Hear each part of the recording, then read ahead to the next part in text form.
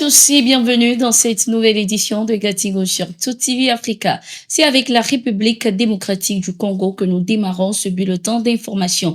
Les jeunes de Goma, localité située à l'est du pays, à travers une manifestation ce 19 janvier, ont dénoncé la complicité de l'Occident dans la crise et l'insécurité qui secoue le pays. Ces jeunes ont également exigé la fermeture dans un délai de 72 heures de toutes les ambassades et consulats des pays qu'ils accusent de soutenir le Rwanda et d'alimenter la crise sécuritaire dans leur pays. Ces jeunes ont brûlé lors de cette manifestation les drapeaux des États-Unis, de la France, de l'Union européenne avant de défiler jusqu'à Saké. Ils ont aussi exprimé leur soutien aux forces armées congolaises et aux jeunes patriotes Wazalando qui se mobilisent pour la défense de l'intégrité territoriale de leur pays tout en exigeant la présence du ministre de la Défense et du chef d'état-major aux côtés de ces forces armées en les dotant d'un appui logistique consistant. Face à la recrudescence des attaques des groupes armés dans le pays, le gouvernement congolais a demandé le retrait de la MONUSCO du pays, ceci après 25 ans de présence.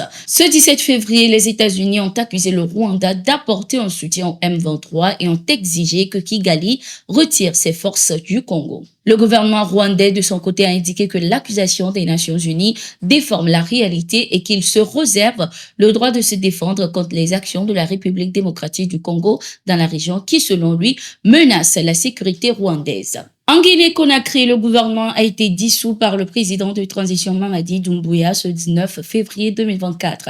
L'annonce a été faite à la télévision nationale par le porte-parole Amara Kamara. Des mesures conservatoires ont été également prises contre ces désormais anciens membres du gouvernement guinéen, notamment la restitution des véhicules de service et d'escorte du gouvernement dissous au garage du gouvernement sans délai, le gel des comptes bancaires, la restitution de tous les documents de voyage au secrétariat général de la présidence, la remise des cachets aux intérimaires désignés et la démobilisation de tous les gardes du corps et aides de camp. Pour l'heure, aucune raison spécifique n'a été donnée pour justifier cette dissolution et aucune date n'a été avancée pour la formation d'un nouveau gouvernement, mais selon le communiqué, la gestion des affaires courantes sera assurée par les directeurs de cabinet, les secrétaires généraux et les secrétaires généraux adjoints jusqu'à la mise en place d'un nouveau gouvernement. Selon Edouard Zoutoumou Pogomo, président du parti Union démocratique pour le renouveau et le progrès,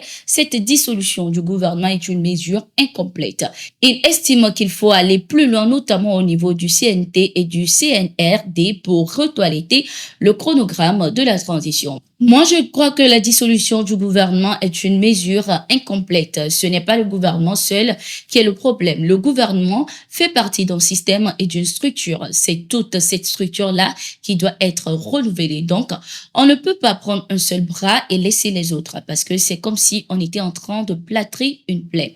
Donc, à mon avis, la mesure est incomplète. Nous pensons que c'est toute la transition qui devrait être terminée pour qu'on parle du retour à l'ordre constitutionnel, a-t-il laissé entendre. Le Niger a signé un protocole d'accord avec 4 pays, notamment le Mali, le Burkina Faso, le Tchad et le Togo, pour le renforcement de la coopération économique dans le secteur des hydrocarbures et de l'énergie. Désormais, ces pays rouleront au gasoil nigérien, ceci dans le but de les aider à combler leurs besoins énergétiques. La récente mise en fonctionnement d'un oléoduc géant au Niger permet au pays d'approvisionner ses voisins. Cette décision a été prise ce 17 février lors d'une réunion qui a regroupé les ministres de l'énergie de ces 5 pays. Lors de cette rencontre, ces ministres ont également abordé plusieurs sujets, notamment le projet Desert to Power pour une meilleure autonomie en matière d'énergie sur un effort commun des différents pays. Desert to Power est une initiative qui vise à implanter 10 gigawatts de capacité de production solaire pour alimenter la région du Sahel au profit d'environ 250 millions de personnes.